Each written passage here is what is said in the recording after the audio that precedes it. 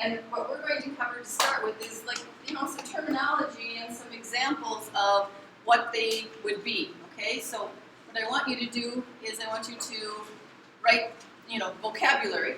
I like to do arrows to show that I'm starting a certain topic. The topic right now is vocabulary. And our first vocabulary word we're going to talk about is variable. Okay, so you might want to, somehow, what's going to make it stand out in your notes? This is my way of making it stand out in my notes. And then I underline it. Because today our learning goal is going to be able to translate between words and algebra. So algebra uses variables. So anybody know what definition we could use for a variable? We typically use for a variable. Michaela? Letter or symbol to represent a value that can change. Yeah. So let's write that down. A letter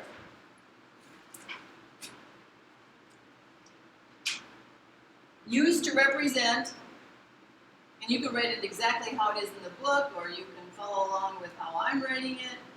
Your call. But it should be in your books. If you get your books open to lesson 1.1, you will have an edge up.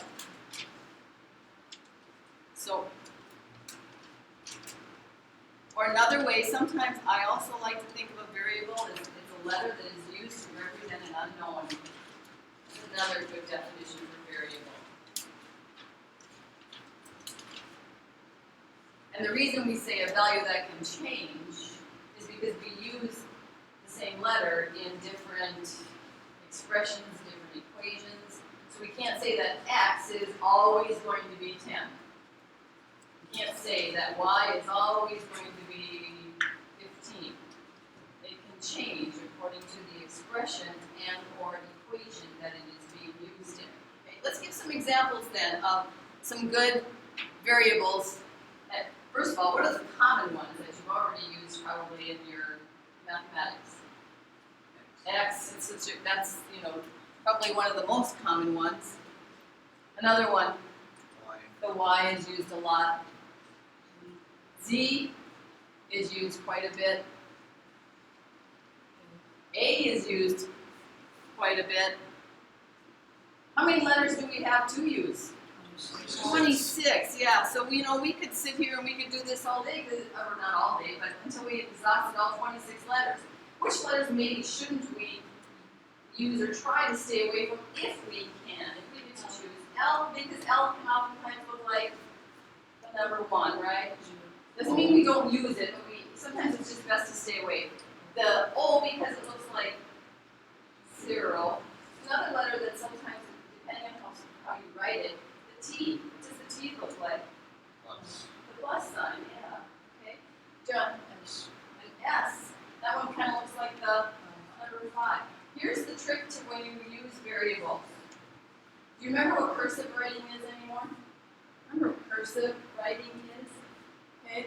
Cursive writing is like when you are writing instead of printing.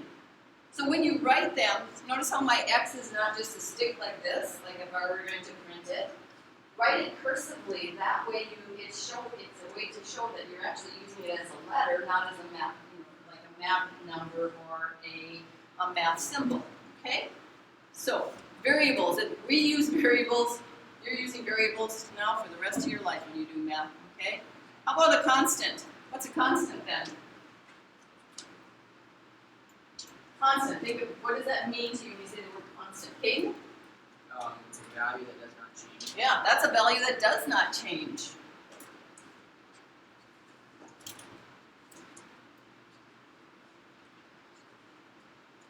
So you can, in other words, you can count on it having the same results. 10 is 10. Pi is pi. Even though pi we have to approximate, it's still the same thing. It does not change. Pi is at 3.14, da da da da da. 1 week, and the next week it's going to be 6.28, blah, blah, blah, blah, blah. No, it doesn't change. So let's give some examples of some constants. John? 1. Now let's be creative here, okay? Let's try to be creative. Don't give me just natural numbers, in other words. Give me another constant. 5.3. 5.3. Someone else, come on. I can't keep calling the same people all the time. Let's go. I named one just a little bit ago. Pi. Oh, why do I get colors here all of a sudden? Who knows? Oh, get a nice yellow screen. Okay, John.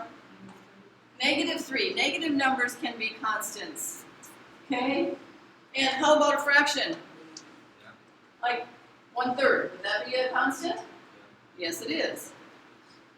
Okay? So constants, values that don't change. So when they say constant in your math, you should understand what that means. What does that look like? What kind of example can I come up with? A numerical expression. What's it? Numerical expression. Is that an expression on somebody's face that looks like a number? Like, oh, would that be 0? Is that a numerical expression? Okay, who wants to offer up for us what they think a numerical expression is? Okay.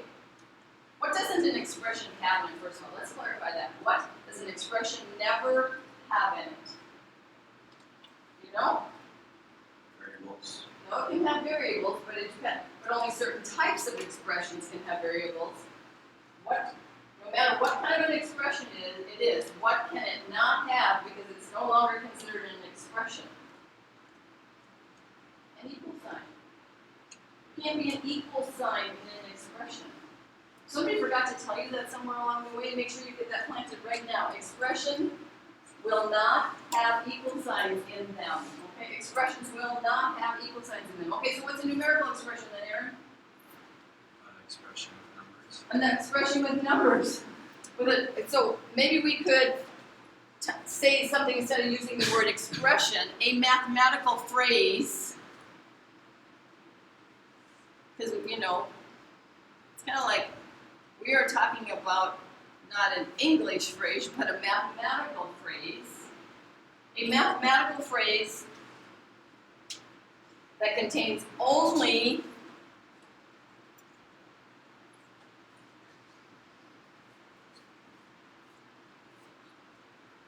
numbers, but I have to expand that a little bit, Aaron. Contains numbers. What else do you suppose it can have? What is it? What's the only thing I said it can't have? It can't have an equal sign, and if it's numerical, it really can't have a variable either, but it can have. It can have only. You know what? Let's use that word instead of numbers. Let's use the word constants. By the way, you take your notes in pencil always so that you can erase. Okay, so constants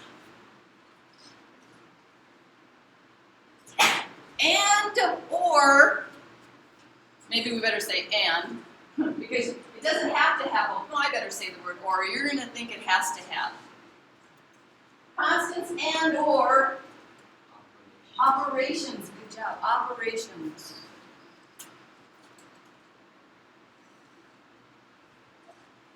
End of sentence. By the way, we use English in here. We capitalize sentences. We punctuate sentences. We make sense. This is math class, but we still have, English skills. So a mathematical phrase that contains only constants and or operations. So who wants to offer up what they think might be an example of a numerical expression? It's always good to have visuals. Who do you think? Somebody want to offer up a numerical expression? Go ahead, John. 2 plus 3. And notice we didn't put equals 5. No, then it would become an equation. It's an expression, 2 plus 3. Expressions are parts of equations. Does it have to have an operation symbol? So in other words, would your age be a numerical expression? So for all of you in here who are 14, is that a numerical expression? Yeah, because that's a constant, isn't it? Does not have to have operations. Does not have to have any operations going on in it. So Like something squared. that could even be, that's a numerical expression. So we could write, what do you want to be squared? 4 squared. 4 squared would be considered a numerical expression. Anybody want to offer up anything else? Another example, say pi. You know, we could, again, it can have an operation, doesn't have to have an operation, has to have constants, can't have an equal sign because then it's no longer an expression, can't have any variables because variables are not constants. So I think we have an understanding of what a numerical expression is. So when I say to you, for 100 points, write down a numerical expression on your paper and turn it into me, you're going to be able to do that. What's our next term's going to be? Algebraic expression. So write that one down. Algebraic expression. It's kind of a tricky word, algebraic, but it's algebra with an IC at the end. That's what it is. Algebra with an IC at the end. Algebraic expression. Well, we know if it's going to be an expression, it can't have an equal sign. Algebraic, oh, that kind of tells me that, you know, once there was algebra, they started to put in those crazy things called variables. So what do you think this one's going to be? A mathematical phrase. Okay, let's start there. A mathematical phrase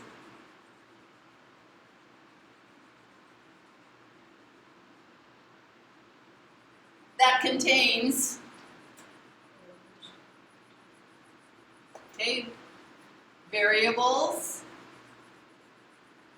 So in other words, as soon as you stick a variable into an expression, it becomes algebraic, doesn't it? It takes it from being in the numerical family into the algebraic family. So a mathematical phrase that contains variable or variables, you could say, doesn't have to have, it can have more than one variable in it. What else do you think it can have? Operations. It can have operations, and what else do you think it can have? Constants. It can have all of those things. It contains variables and or constants and operations.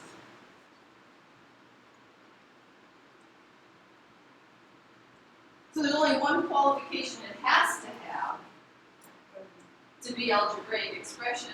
There's only one qualification it has to be an expression that is algebraic. It has to have what? It has to have a variable. But it can also have constants and operations. Okay, who wants to give me an example of an algebraic expression? Monisha? X plus y, okay? That is an algebraic expression. Has an operation and it has two variables. Cool. Give me another one. X over Z. X over z. X divided by z. Okay? Does it have to have two variables? Let's give some examples that don't have two variables then, John. X minus 3. The expression x minus 3 has a variable, it has an operation, it has a constant. Do you get the picture? Could you do an algebraic expression for me and you get another 100 points for one of those? Okay, cool. Okay, anybody have questions about any of our vocab that we just talked about? So when you're taking your own notes and you're doing the vocabulary part of it, sometimes we just like to just copy down what the book says. We don't like to, we're not really sure if we know what it means. We just think, well, they're just supposed to, copy that. They made me into this nice little robot that knows how to do that. When you're doing your vocab in your notes, maybe you get to do some extra things that will help you show you what it means and help you understand what it means. Giving some examples is always a really good way to help you with vocab. I love to have something, I like to have a picture of what I'm talking about. Okay, a snapshot of it. Okay, let's move on then to words for, this is a new topic, words for mathematical operations. Words for mathematical operations. This is our new topic. I started with another arrow, that's how I do it. You can have your own way in your notes. You might want to have a highlighter, you might want whatever you want to do, so your notes are going to be good for you. You're going to be the one using them. Words for mathematical operations. In other words, remember we're translating between words in algebra today. Well, if we are going to have to write an algebraic expression for something, we need to know what kind of words can we use for addition. Because typically, it doesn't always say add 2 to 3. Okay, so addition's our first one that we're going to do. Give me some words that we could, when we see these words, it would indicate to us the operation addition. Or don't think too hard, because there's a really simple one that should just come right off of your tongue. See? Add. Seriously, it says add? Wow, that would mean use addition. Okay? Give me another one, John. Plus. Plus. Noah. Sum. Could you spell that sum for me though? S-U-M. It's S-U-M, that's sum, right? Okay, the sum means you added something together, and that's the result you get, right? Okay, give me some other words. Oh, we got lots more, come on. And they could be phrases, they don't have to be just one word. Pardon? Still, we gotta talk about it for the math. Divide? No, not for addition, we can't use that. Increased by, but we're going to say, when we say increased, we're probably going to have to use the word by with it. We're going to have to make that one into a little phrase, right? Increased by. 3 increased by 5. That means I'm going to add them together. What's that? Total. Pardon? Total. Total. Okay, well, total, you know what? We have to be really careful with the word total, though. Because we could say, I have $10, I give away $5, what's my new total? Did we add? We actually subtracted, right? So we gotta be careful with that word total. We might not want to use that one very, I don't think we gotta maybe steer away from that one. Come on, give me some more. Look at your book if you have to. Maybe your book will help you. Tyler? Combine. Okay, so we can say combined. And if we say combined, again, we wouldn't say 2 combined 4. We would say combined with, not even by. We would use the word with. 2 combined with 4 is 6. Okay, give me another one.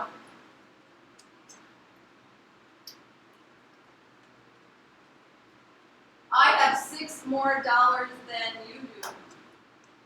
What are you going to have to do? Add 6 to how much money you have, right? So let's use more than.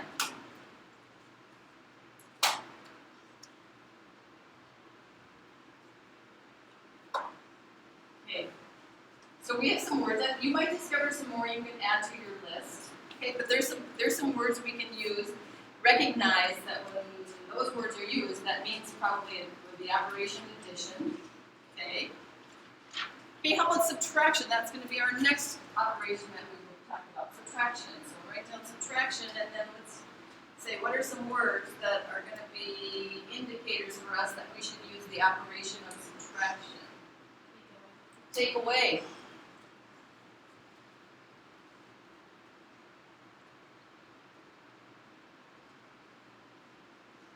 John?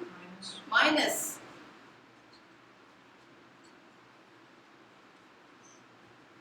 Less than. Noah. Difference. Difference is the result you get when you do subtraction. Okay, I heard somebody else call out one over here. What was it? Less than. Less than. And notice we don't use the word is in there. Less than. Is in front of that means something else. So just the 2 words less than. Okay. Oh, look at our list for addition. See if any of those will help you with another one. Okay. Riley? Subtract. 10 subtract 5. We can talk like that. Kayla? Decreased by. Yeah, let's use the word by with it. Decreased by. There's the C right there. Okay, we have a pretty good list there. You You can add some more to it on your own if you want. If you find some more words, you're like, oh, that's a good word for subtraction, add it to your list.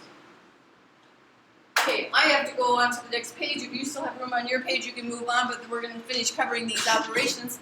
Now we're going to do multiplication, but I want to screen here so that you're not trying to work too far ahead here. Multiplication would be our next operation that we're going to find some keywords that we can use with it. Times.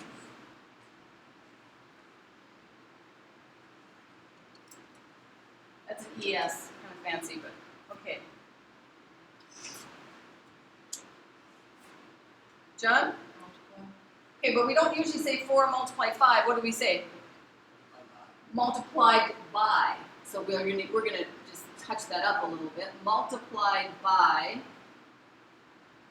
You know how to talk, like, so it sounds good. Riley? Product. Just the result you get when you multiply. You hear the word product, you know that multiplication went on. Give me another one.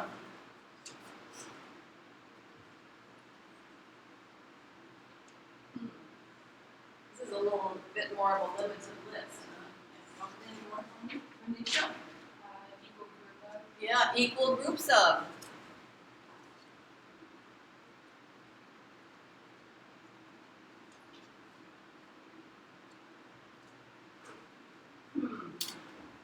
What happens when you say you take something to a power? What do? You multiply it by itself according to what the power is. So we're going to say to the power of. When we see those words, we would know, oh, that means there's going to be multiplication going on, to the power of. Or sometimes there's shortcut ways of saying, like squared and cubed. Okay? So there's some good words for multiplication. And our last operation, there are only 4 operations in math: add, subtract, multiply, divide, division. What kind of keywords should we look for, use for division? Sage, which one? Quotient. Quotient is what you get when you what? Divide. That's the result you get when you divide. If they say the quotient of something, you know what division problem went on. That's what happened. Aaron. Divide. But we don't say 4 divide 2. How do we say it? Divided by. We say divided by.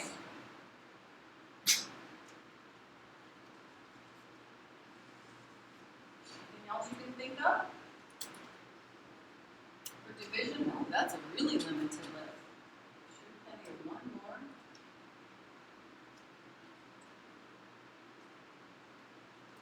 Riley? Say like 2 over something. Well, that's over, yeah, oftentimes that does, I will give you that. Some over, when we talk about something over something, we're writing it as a fraction, and the fraction bar does show division. That's kind of like a symbol, though. Jet? Separate into equal groups. Yeah. So separated into equal groups. I can guarantee you that there's going to be times that you're going to make sure that when somebody says, I will divide something amongst your group, you're going to make sure they do it into equal groups, aren't you? Especially if it's money. You're going to want to make sure you get the same as somebody else. Separated into equal groups. Okay. So those are some words that we can use. So now would you get that next thing that I've written here? So would you, we're starting a new topic. You might want to, if you're at the bottom of the page, now you might want to switch over to the back side. So objectives. What objectives are we going to meet today?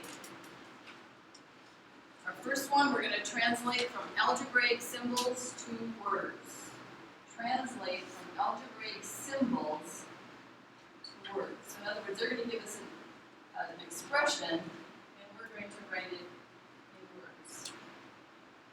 And then it says that we're going to do the check it out problems at the bottom of page 6. So maybe you want to get your book open to that also if you're not there yet.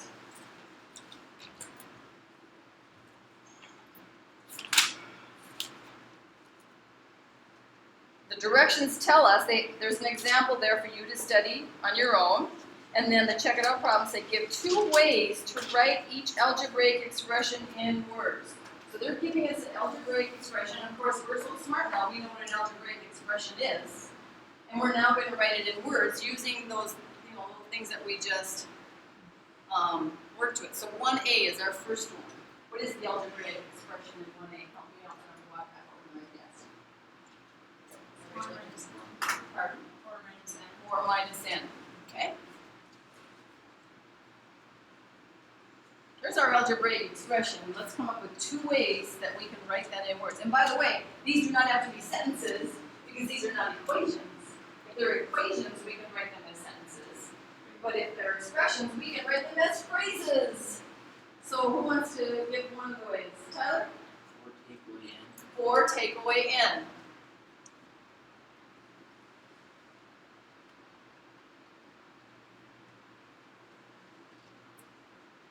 John? 4 minus n.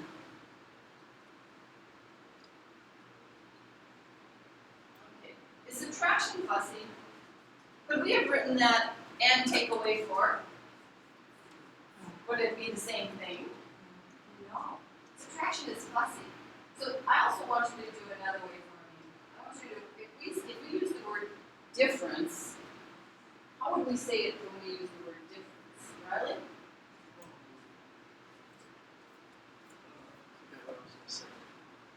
Aaron? Difference of 4 and n. The difference of 4 and n. And you know what? You have to put it, what's important there is, when you say it, the first thing you say behind the difference of it, you have to state what's the first part of that expression.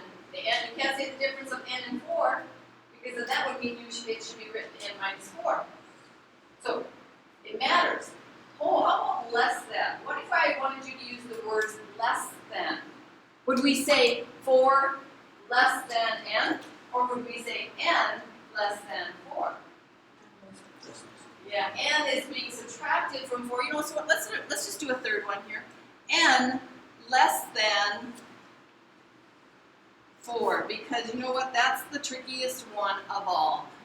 That's the trickiest one of all. N less than 4. N is being subtracted from 4, in other words, that says. Okay, 1b. What's the, I can just put this down here for now. 1b, what's our algebraic expression for this one? Can you help me out? Q over T over 5.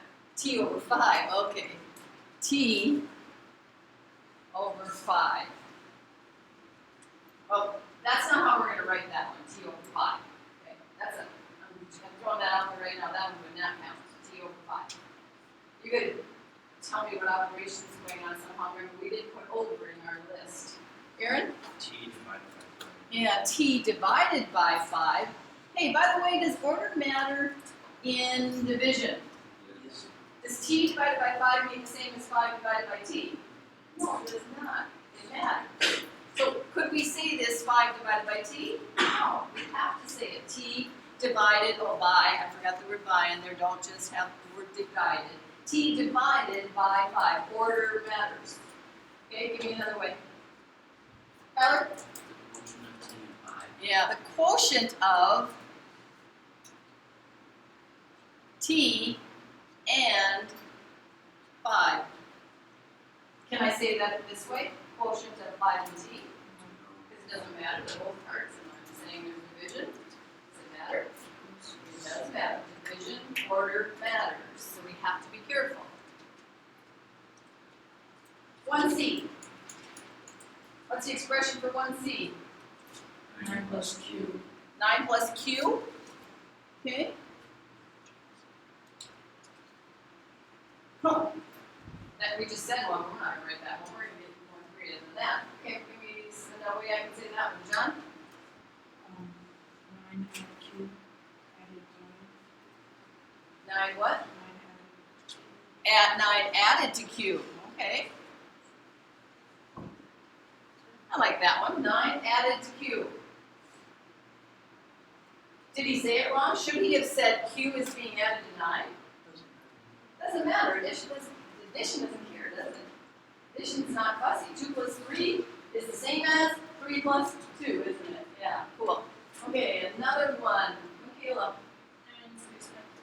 9 increased by Q.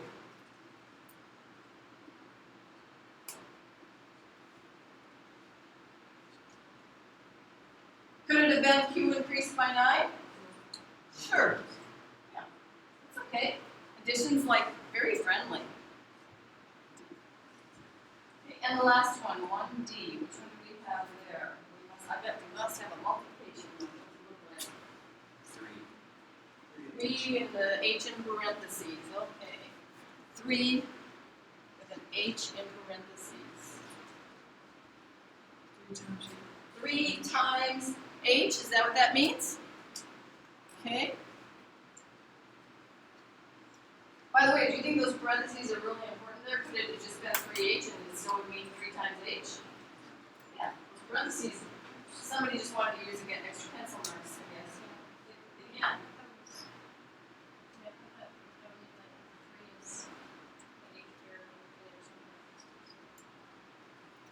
There's no parentheses and you're thinking that the 3H together is considered a variable? Is that what I'm hearing?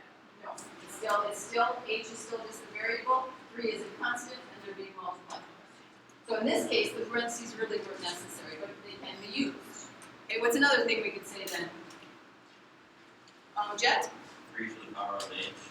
Oh, that one we can't say. It's not 3 to the power of H, because that would mean you're going to take 3 times itself, H number of times.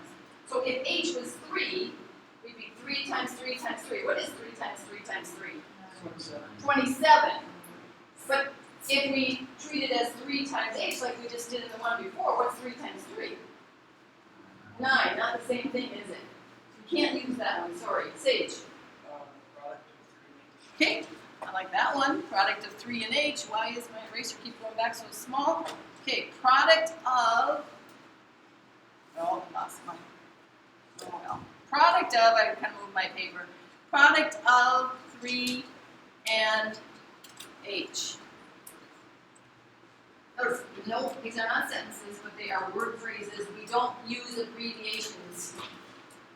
Don't use the ampersand, and don't be so lazy. Okay. So anybody have questions about being able to translate an algebraic expression into a word phrase? Okay. Then let's do one more thing. Let's do number 2, which is what we're going to do in this particular one, is we are going to do the opposite. We're going to translate from algebraic symbols, or excuse me, I think it's from words. I'm sorry, from words to algebraic symbols.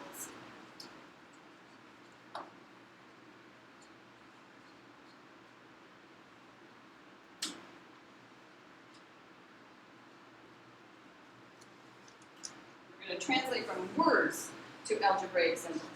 And we are going to do, would you put over here in the margin that we're going to do the check it out, the middle of page 7. Check it out problems, middle of page 7. But actually what we're going to do is we're going to stop here after you write that much because we're running out of time. I'm going to expect you to finish that part of the notes because remember, what can you do with check it out problems? Check them where? In the back of the book. So I want you to complete that on your own. Study the example above it. Complete that one on your own in your notes. Go to the back of the book and see how you did. And then come back and tomorrow we will talk about that one when we finish up our notes tomorrow. Everybody clear on what I expect? Any questions? Okay, you need to open to a sheet of loose leaf paper. Open to a sheet of loose leaf paper. I'm going to show you how you're going to write down your assignment. Everyone needs a sheet of loose leaf paper. This does not come out of a notebook. Don't you even let me see that. I will go crazy. Oh my gosh, you're doing a flip in my dress and then you won't want to see that. Oh. So, if you don't have a sheet of loose leaf paper for whatever crazy, ridiculous reason, get one out of the basket back there. You get to pick either the upper right in that white space across the top, either the upper right or the upper left. You pick, it does not, your heading does not go all the way across the top of the paper. I gotta have somewhere to stamp, I gotta have somewhere to write a note to if I want to. So in the upper right or the upper left of your paper, So you're gonna put, I like the right, so I'm gonna do here, you put your name. My name is Terry LeGrand, so I will put Terry LeGrand. And then, the rest of your heading is right here. The next line will say number 1. Underneath that, you'll say it's on page 9. Underneath that, you'll say I'm doing 2 through 10 evens and 18 through 26 evens. That's what I'm going to do on this sheet of loose leaf paper.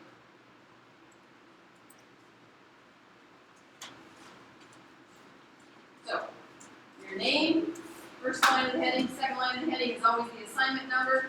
Third line of the heading is always what page am I on in the book. Third, fourth line is always what couple numbers do I have to do. If you don't write that down carefully, you don't set yourself up for success. So make sure, double check it, make sure you wrote it down right. It would be also on my webpage if you, whatever reason, you don't get this piece of paper home with you tonight, but when you don't want to call anybody, you can go on my webpage, you can find it there. Questions, anyone?